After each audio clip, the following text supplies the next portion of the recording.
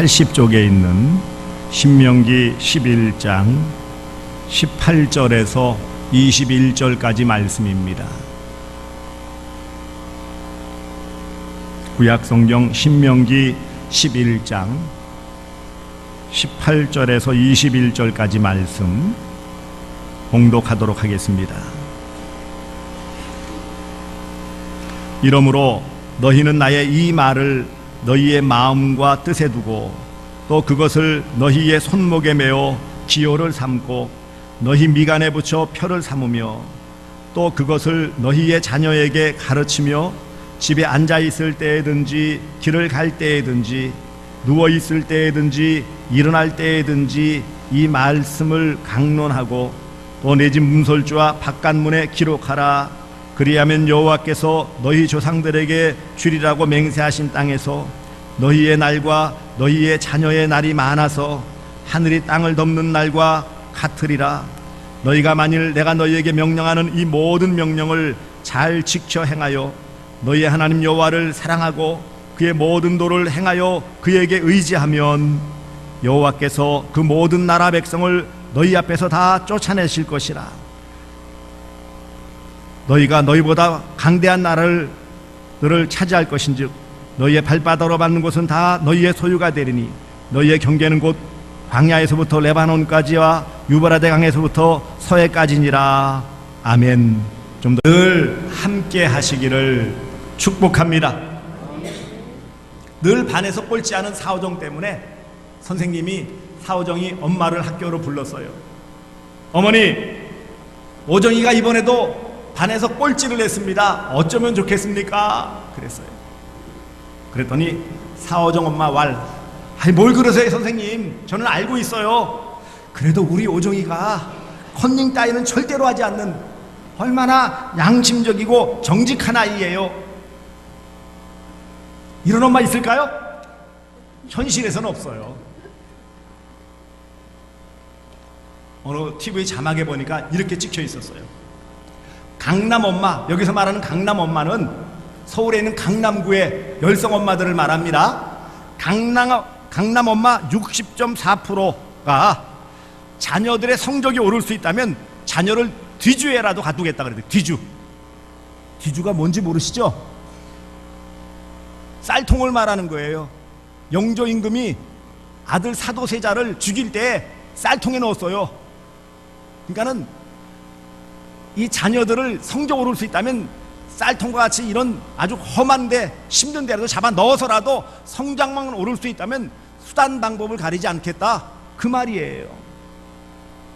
그만큼 치열합니다. 학교 성적 곧 진학을 위해서라면 무슨 수를 써서라도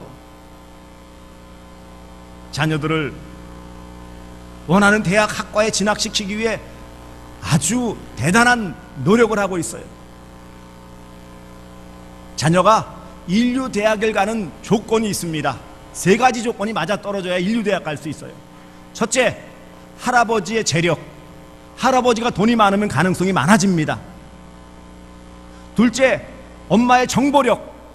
어느 선생님 과외 공부, 쪽집게, 학원, 이걸 잘 알아야 돼요. 그래서 엄마의 정보력, 모임이 따로 있습니다. 세 번째, 아버지의 무관심. 괜히 나서가지고 이래라 저래라 하면 초치는 거예요. 이런 할아버지의 재력과 엄마의 정보력과 아버지의 무관심이 잘 조화를 이루면 그 아이는 인류대학 간대요. 믿거나 말거나.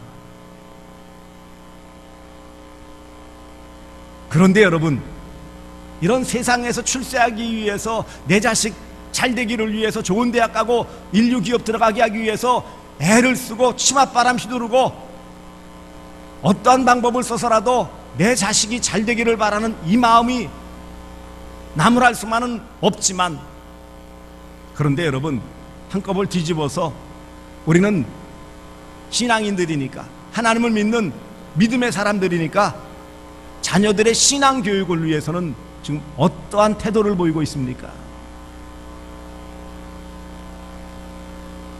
내 자녀가 일생을 살아가는데 정말 하나님 보실 때, 사람들 볼 때 제대로 된 그런 신앙 인격체로 제대로 된 삶을 살 수 있을까? 거기에 대한 별 관심이 없어요. 그저 고등학교 들어가고 대학 좋은 데 들어가고 취업 잘 돼가지고 돈 많이 벌고 이것에만 목표를 두고 정신없이 자녀들을 몰아칠 줄만 알았지, 내 자녀가 정말 사람다운 삶을 살아가고 더 나아가서 신앙인으로서 제대로 생활하고 있는지에 대해서는 별반 관심도 없고, 조금 관심이 있더라도 어찌할 바를 모르는 것이 오늘 우리의 현실이에요. 그런데 여러분 보세요. 오늘 본문에는 분명히 하나님께서 모세를 통하여 이스라엘 백성들에게, 특별히 신명기는 출애굽 2세대예요. 애굽에서 나온 세대가 아니라 광야에서 태어난 젊은 세대라고 볼 수 있어요. 이런 세대에게 주시는 명령이 무엇입니까? 그것을 곧 하나님의 말씀을 너희의 자녀에게 가르치며 집에 앉아 있을 때에든지 길을 갈 때에든지 누워 있을 때에든지 일어날 때에든지 이 말씀을 강론하고 또 가르치라는 거예요. 하나님 말씀을 자녀들에게 가르치라. 이것이 하나님의 뜻이에요. 믿음의 가정에서는 이처럼 부모가 자녀에게 말씀을 잘 가르쳐야 될 책임과 의무가 있다는 것을 말씀하고 있어요. 그런데 현실에서는요, 말씀드린 것처럼 진하게 온통 관심을 쏟기 때문에 주일날 겨우 교회 나와서 주일학교, 초등부나 중고등부나 여기에 나오는 것, 나만 주는 것도 감지덕지 하는 거예요. 학교 교육에 교회 교육, 주일학교 교육이 이미 밀려난 지 오래되었습니다. 그렇다고 가정에서 그러면은 성경 말씀을 가르치느냐? 천만의 말씀, 만만의 콩떡. 현실적으로 가정에서 아이들에게 말씀을 가르치고 있습니까? 따로 시간을 내어서 얘야 이리 와라 그러면서 성경이라도 같이 읽고 아이가 스스로라도 읽을 수 있도록, 큐티할 수 있도록 그렇게 지도를 하고 있습니까? 학교를 안 간다면 펄펄 뛰고 등짝을 후려 패서라도 학교를 보내지만 주일학교 안 간다고 피곤하고 빈둥거리면은 그럴 수도 있지 뭐, 학교 다니느라고 피곤하니까 뭐 슬쩍 눈 감아 버리지는 않습니까? 다 바빠요. 부모도 바쁘고 자녀도 바쁘고 서로 바쁘니까 뭘 챙기고 돌아볼 여유가 별로 없어요. 그러니 말씀을 가르친다라는 것이 현실적으로 너무 어렵습니다. 뭘 서로 얼굴을 봐야 가르치든지 말든지 하죠. 정말 한 울타리에 사는 것 같지만 움직이는 시간대가 서로 다르기 때문에 부모 자녀 간에 얼굴 보는 것이 참 힘들어요. 여러분, 학생 자녀를 둔 여러분들, 과연 한 주간 동안에 자녀들과 식탁을 몇 번 대해서 식사를 같이 했습니까?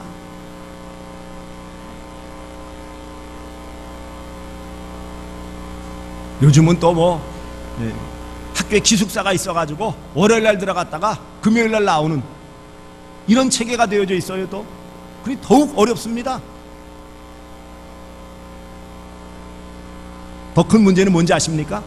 설사 조금 시간이 내고 여력이 있어서 뭘 해보려고 해도 뭘 어떻게 가르쳐야 되는지 뭐 알아야지 뭐를 하죠. 말씀을 가르쳐야 되겠다고 그러는데 성경책을 드는 순간 깜깜해지는 거예요. 왜요? 자신도 모르니까. 참 어렵습니다.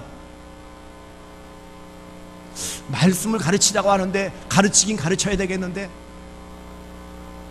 부모 스스로가 말씀에 대한 이해와 또 그 부분에 가르칠 수 있는 어떤 여건이나 능력이 되지를 않기 때문에 자녀를 차분하게 앉혀놓고 말씀을 가르치고 말씀을 읽으라고 성경적인 신앙적인 지도를 하기에는 너무너무 부족한 현실이에요.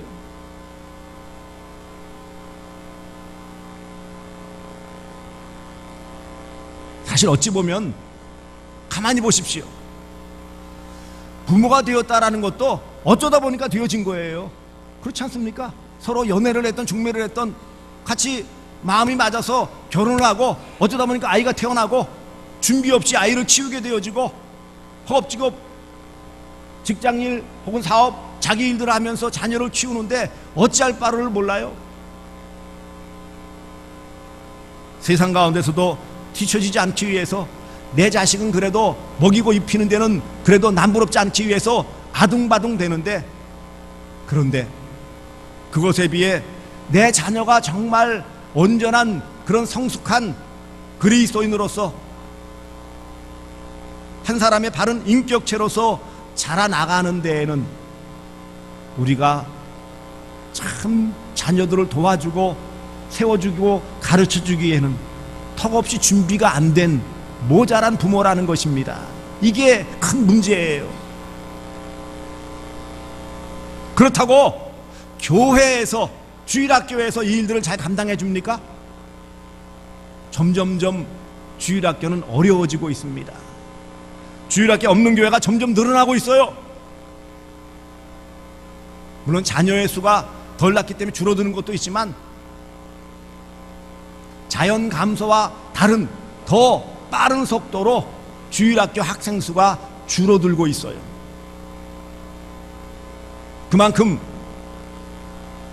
신앙교육하기가 어렵다라는 것입니다. 여건도 어려워지고 있어요. 시간도 줄어들고 있어요. 예전에는요, 제가 주일학교 담당 교육자였고 교사였을 때에는 주일 오전 예배, 그 다음에 뭐가 있었어요? 주일 오후 예배 있었습니다. 더군다나 저 때는 수요일도 예배 있었습니다. 아이도 수요일날까지 노하게 있었어요. 그리고 보통 토요일날 이런 때는 모임들이 많았어요. 활동하는 시간들이 많았어요. 여름 성경학교 하면 북치고 뭐 들고 나가면은요, 줄 서가지고 가득 더워가지고 땀 삐질삐질 흘리면서도 교회로 고회로 모여들었었어요. 지금은요, 좋은 콘도 같은 시설, 좋은 시설에서 에어컨 돌아가며 의자 앉아가지고 좋은 시설에서 좋은 여건에서 좋은 지자체들을 동원하여서 준비된 강사를 세워도 문제는요, 모이지를 않아요.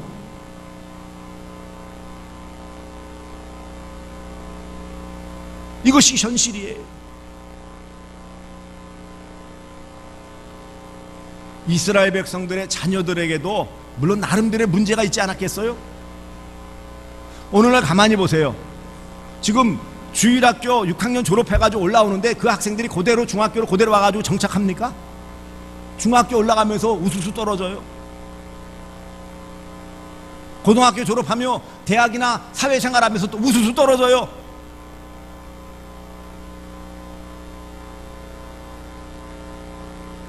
교회를 떠나고 신앙생활에서 멀어지는 이 일들, 그런데 바른 대책을 세우지 못하고 어쩔 줄 모르고 있어요.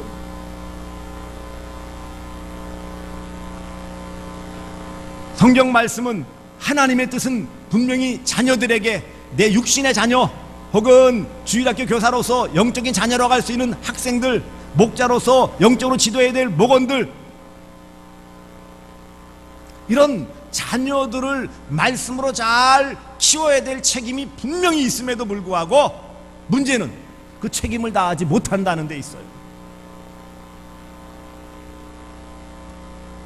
말씀을 제대로 가르치지 않으면 교회를 떠나고 하나님을 떠날 수밖에 없어요. 당연한 거 아니겠어요? 모르는데 어떻게 해요? 모르는데. 왜 하나님께서는 이스라엘 백성들에게, 모든 믿음의 사람들에게, 믿음의 부모들에게 하나님의 말씀을 자녀들에게 가르치라고 명령하셨습니까? 이건 권고가 아니라 명령이에요.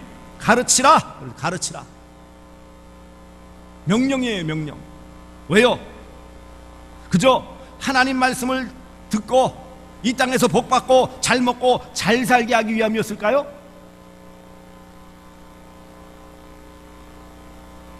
아닙니다. 왜 하나님께서는 자녀들에게 이 말씀을 잘 가르치라고 할까요?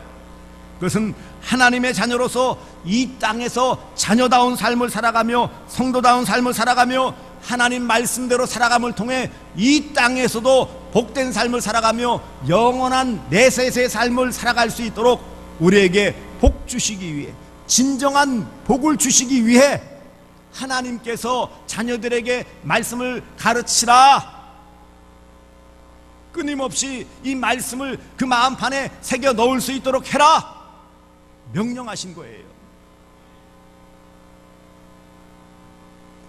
그러기 위해 하나님은 우리 모든 성도들, 우리 부모들에게 하나님의 말씀을 주셨어요.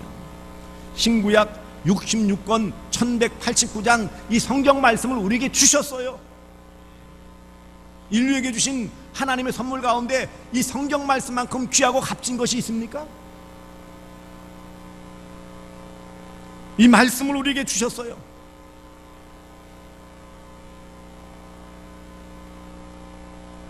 이 말씀을 부모 세대인 우리에게 주셨고 자녀 세대를 가르치라고 우리에게 먼저 말씀하여 주시고 이 말씀을 우리가 먼저 받을 수 있도록 하셨어요. 그러므로 18절 말씀 보세요. 이러므로 너희는 나의 이 말을 너희의 마음과 뜻에 두고, 마음과 뜻에 말씀을 두라고 그랬어요. 그것을 너희의 손목에 매어 기호를 삼고 너희 미간에 붙여 표를 삼으며, 이 말은 잊지 않도록 말씀을 늘 가까이 하고 생활화해라 이 말이에요. 하나님은 우리에게 말씀을 가까이 하고 그 말씀이 삶에 녹아내릴 수 있기를 원하시고 말씀을 주십니다. 우리가 자녀들에게 말씀을 잘 가르치기 위해서는 우리가 먼저 하나님 말씀을 잘 받아야 돼요. 내가 받지 않았는데 어떻게 줄 수 있습니까? 받은 바를 줄 수 있어요. 들은 바를 나눌 수 있어요. 깨달은 바를 전해줄 수 있는 거예요. 하나님은 분명히 우리에게 말씀을 주셨어요. 이 생명의 양식을 주셨어요. 진리의 말씀을 주셨어요. 그러므로 이 말씀을 먼저 우리가 받아야 돼요. 우리가 받아야 돼요. 그리고 두 번째는요, 하나님께서 우리를 부모로 세워주셨어요. 부모가 되어진다라는 것, 어쩌다 보니 부모, 어쩌다 부모 그렇게 생각할지 모르지만 정말 자녀를 품에 안는 부모가 되어진다라는 것은요, 복 중에 복입니다. 교동문에서 우리가 함께 교독했지만 자식은 여호와의 주신 기업이요 태의 열매는 그의 상급이로다. 기업으로 상급으로 자녀를 품에 안 안겨주셨다라는 것은요, 하나님 우리에게 복 주시고 복 주셨다라는 것을 보여주시는 거예요. 부모가 됨이 무거운 짐입니까? 그렇지 않아요. 이 땅에서 부모가 된다라는 것은 복이에요. 하나님께서 우리에게 더 복 주시기 위해서 복덩이를 우리의 품에 안겨주신 거예요. 부모가 되었음에 부담이 있지만 하나님께서 이 자녀를 나의 품에, 우리 부부의 품에 위탁하였다는 이 언약의 자녀를 우리에게 위탁해 주셨다라는 것을 깨달아야 무거운 책임감을 가지고 자녀를 양육하는 데 최선을 다할 수 있어요. 내가 놓은 자식 내 마음대로 하는데 자녀가 부모의 소유가 아니에요. 내 마음대로 할 수 있는 게 아닙니다.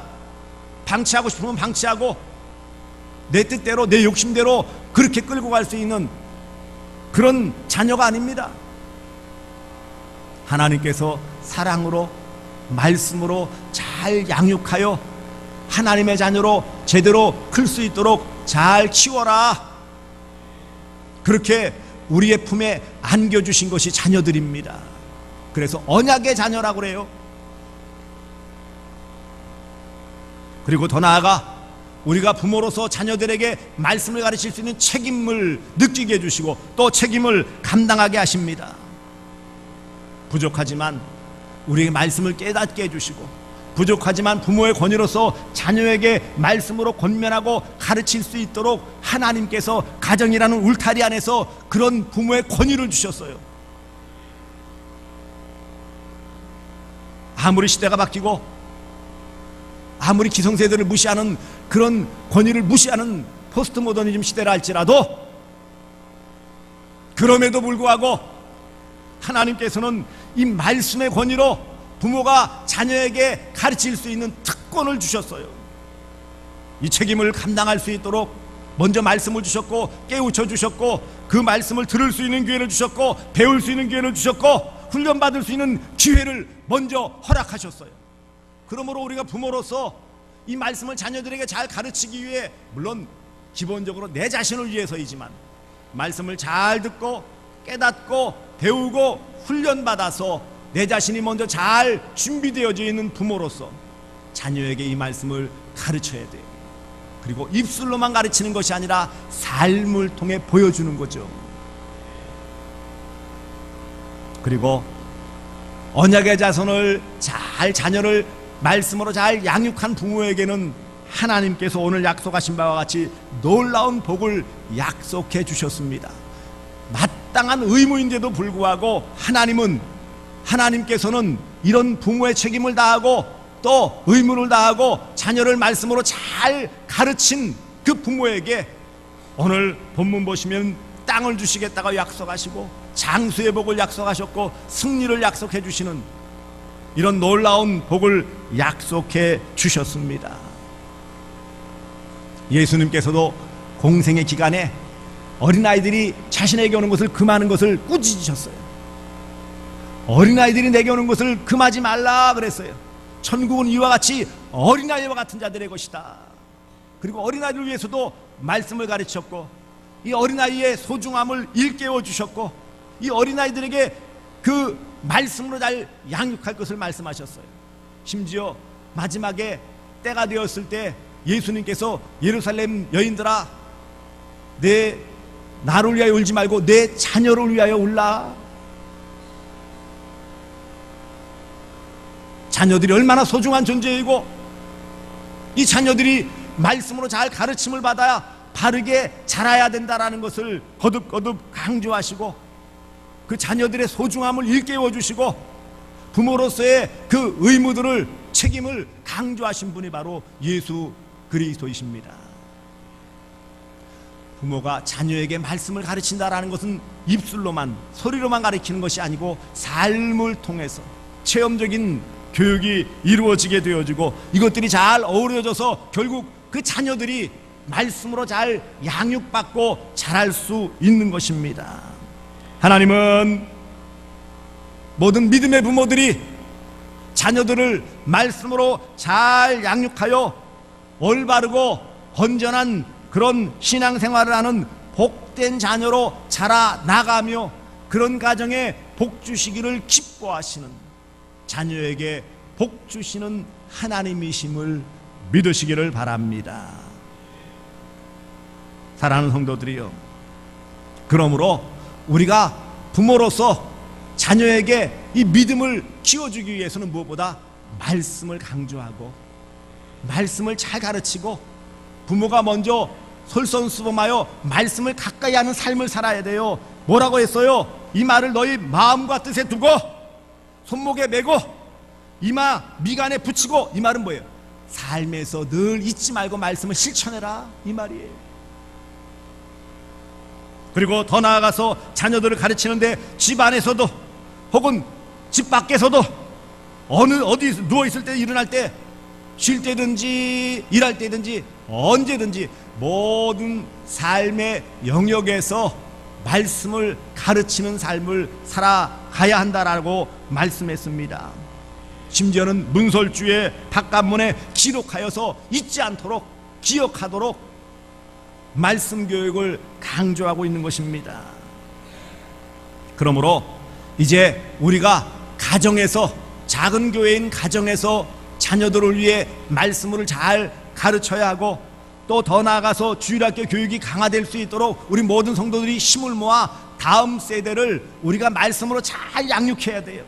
가정에서는 가정에서대로 부모님들이 말씀 교육을 잘 해야 될 뿐만 아니라 교회는 교회대로 또한 다음 세대 자녀들을 말씀으로 잘 가르칠 수 있도록 주어진 여건과 환경 안에서 최선을 다해 집중 투자하고 물질도 투자하고 시간도 투자하고 관심과 사랑을 집중 투자하여서 이 자녀들이 말씀으로 잘 자랄 수 있도록, 누구에게 책임을 미룰 수 없어요. 그거는 가정에서 알아서 해야죠.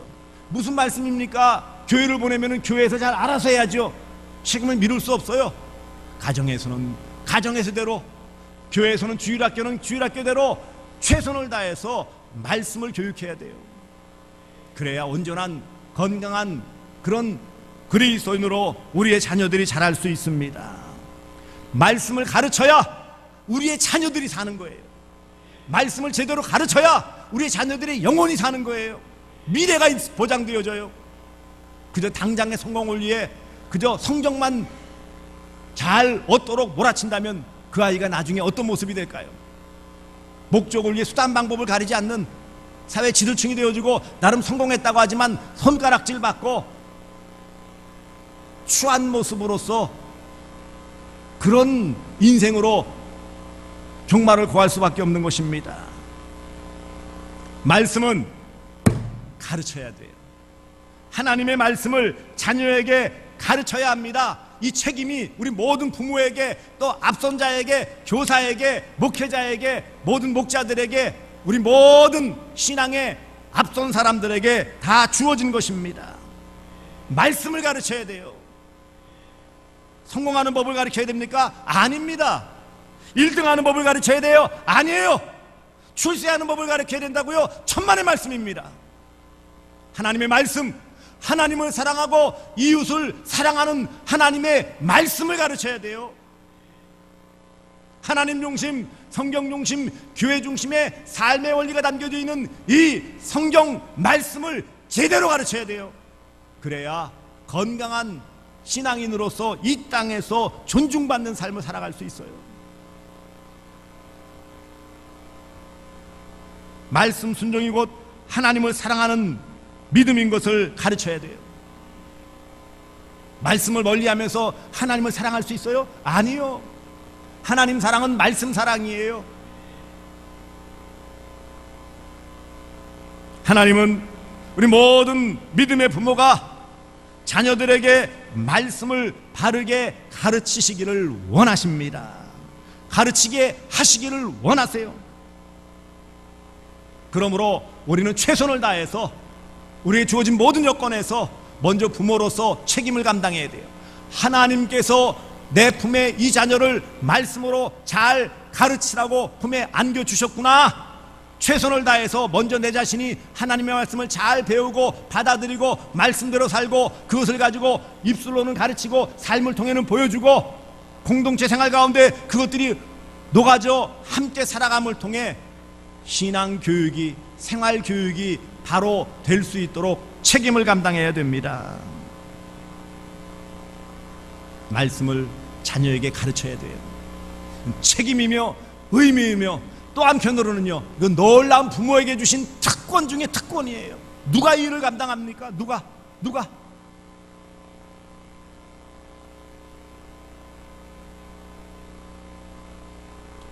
우리가 잘 알고 있는 에이브라함 링컨, 미국의 16대 대통령이 되었어요.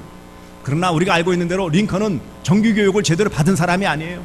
왜요? 집안이 너무 가난했기 때문에.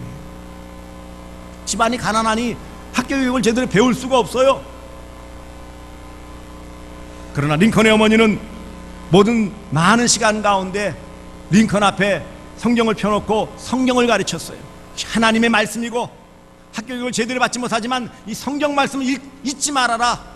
틈틈이 숨나는 대로 하나님의 말씀인 성경을 가르쳤어요. 제대로 된 학교교육은 받지 못했지만 어머니의 사랑 가운데 하나님의 말씀인 성경 말씀은 제대로 배울 수 있었어요.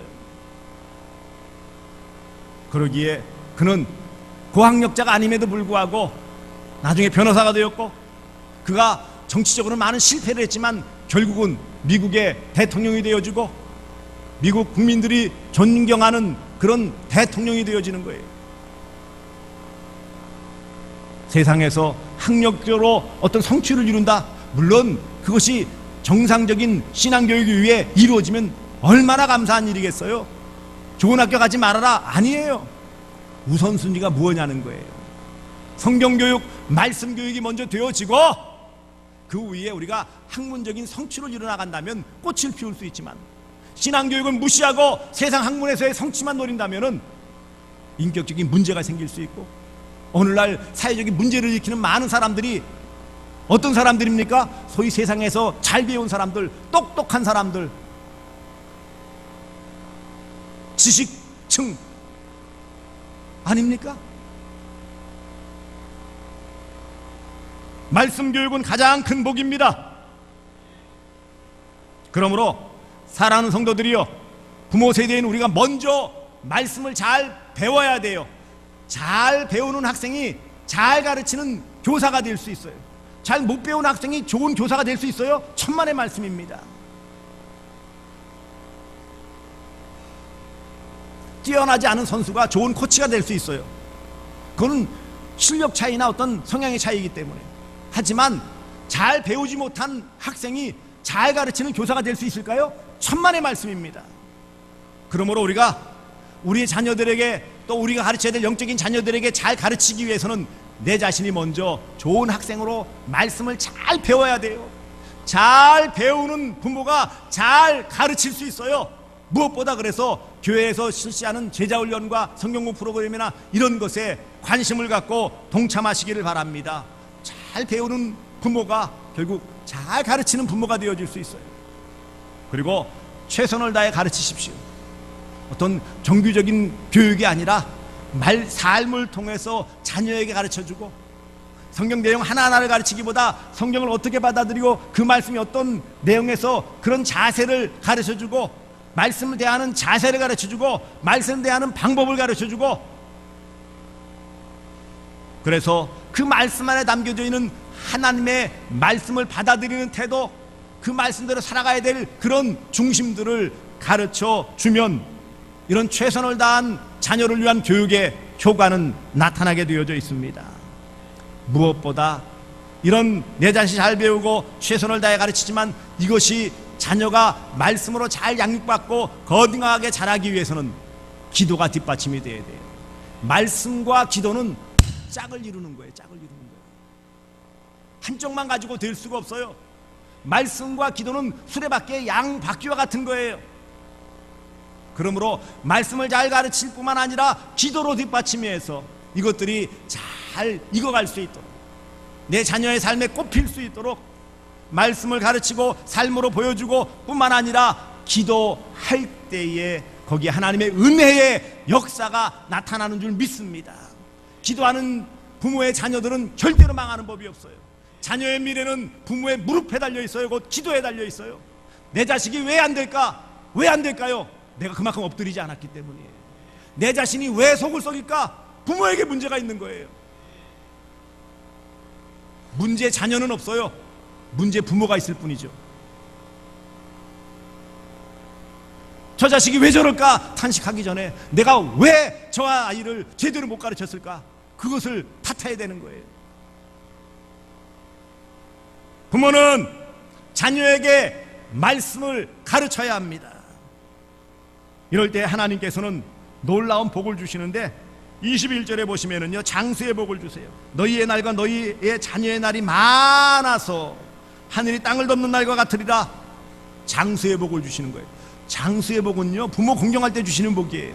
이 땅에서 육신으로 받을 수 있는 복 중에 가장 귀한 복이 장수의 복이에요. 우리가 자녀들을 잘 가르치면 내 자신뿐만 아니라 내 자녀도 이 땅에서 장수의 복을 받아 누리는 줄 믿으시기를 바랍니다.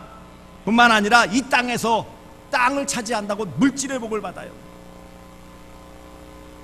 그래서 장수와 이 땅, 이것은 육신적으로 받을 수 있는 최고의 복을 다 말씀하는 거예요. 하나님이 필요하신 모든 물질을 다 허락해 주시고 자녀의 복을 주십니다.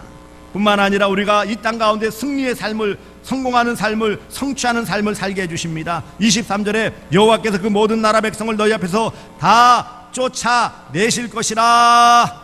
너희가 너희보다 강대한 나라들을 차지할 것인즉 승리의 삶을 사는 거예요.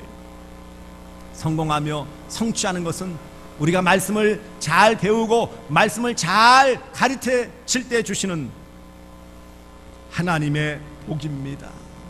세상 가운데서 주목받는 인생을 살아가게 되어집니다.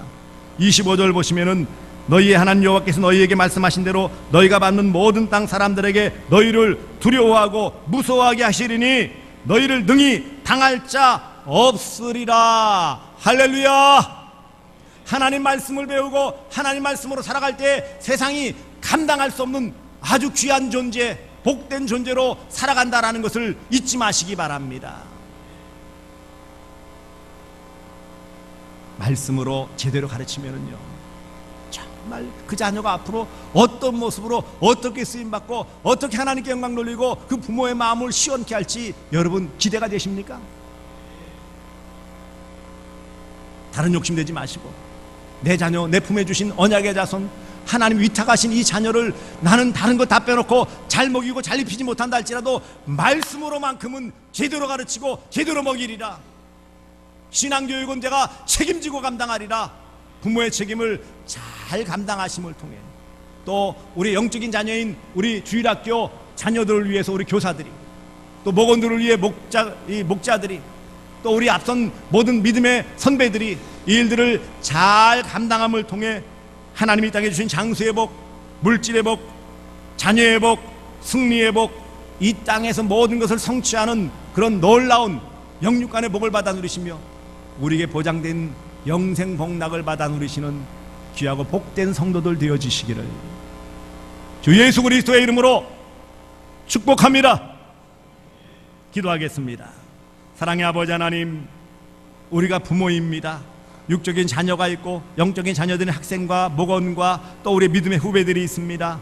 아버지 하나님, 우리 자신도 참 난감할 때가 많습니다. 제대로 배우지 못했고 방법을 모르고 바쁘고 아버지 하나님 여러 가지 여건들이 참 어렵습니다. 그럼에도 불구하고 가르치라 명령하셨으니 아버지 하나님, 무엇보다 먼저 우리 자신이 말씀을 잘 배우고 우리 자신이 말씀으로 잘 준비하며 우리 자신이 말씀대로 잘 살고 그 다음에 말씀을 가르치고 보여주고 또 아버지 하나님 모범을 보이며 아버지 하나님 앞서서 아버지 하나님 행함을 통해 자녀들이 다음 세대가 아버지 하나님 또 보고 배우고 듣고 가르침을 받아 성숙한 그리스도인으로 세워질 수 있도록 은혜를 베풀어 주시옵소서. 이를 위해 우리가 먼저 말씀을 잘 배울 수 있는 학생들이 되게 해주시고 제자훈련의 기회 때 훈련받을 수 있도록 도와주시오며 또한 기회가 돼야 되는 대로 최선을 다해 잘 가르치되 입술로만 가르치는 것이 아니라 삶을 통해 몸소 실천함을 통해 가르칠 수 있도록 도와주시고 이 모든 것이 성취를 얻기 위하여 아버지 하나님 무릎을 꿇고 기도할 수 있는 기도의 삶을 살게 하여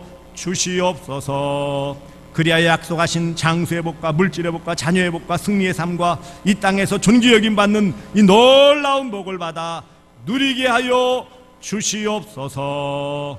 예수님의 이름으로 기도드리옵나이다. 아멘.